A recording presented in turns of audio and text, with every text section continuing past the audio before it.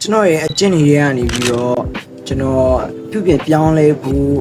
အတွက်အလုပ်တင်ဆုံးပေါ့နော်ပြုပြင်ပြောင်းလဲမှုတွေအလုပ်တင်ဆုံးအကျင့်စိုးတွေကတစ်ချက်ကိုပြောပါဆိုရင်ကျွန်တော်အိတ်ချိန်ကြီးမမှန်တာပေါ့နော်အိတ်ချိန်ကြီးမမှန်ဘူးကျွန်တော်ညဆိုရင်ကျွန်တော်တိတ်ပြီးတော့စောစောအိတ်လေးမရှိဘူးညနေမှာကျွန်တော်အိတ်ပျော်လေးရှိတယ်ပြီးတော့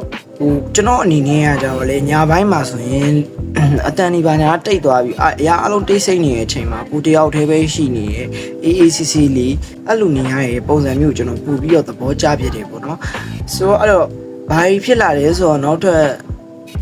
စိုးချိုးကြီးလိုက်လာတာပေါ့ဗျာသိရမလားကျွန်တော်လူငွေဆိုင်ရာတွေမှာကျွန်တော်ပြက်ကွက်ထားရရှိတယ်တခြားကိစ္စတွေပေါ့ဗျာတွေ့ကြုံအခြေခံပြီးတော့မှပြန်ပြီး sharing လုပ်ပေးတာဖြစ်တယ်ကျွန်တော်ဆိုရင်လုပ်ငန်းပိုင်းဆိုင်ရာတွေမှာအများကြီးထိခိုက်ခံခဲ့ရတယ်လူငွေပိုင်းဆိုင်ရာတွေမှာပြက်ကွက်တာတွေအများကြီးဖြစ်ခဲ့လုံးဝလည်းမကောင်းပါဘူးမလုပ်ပါနဲ့လို့ကျွန်တော်အနေနဲ့အကြံပြုပေးရစေဆိုတော့ကျွန်တော်ရဲ့ဒီမကောင်းတဲ့အကျင့်တွေကိုကျွန်တော်လည်းစူးစမ်းပြီးတော့ပြုပြင်ပြောင်းလဲနေပါတယ်ပေါ့နော်ဆိုတော့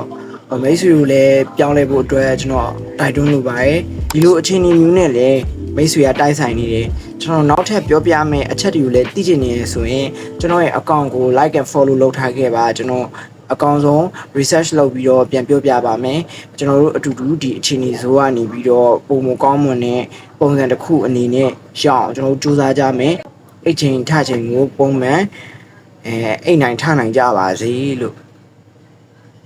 ကျွန်တော်အနေနဲ့ကတော့ပြောချင်ပါတယ်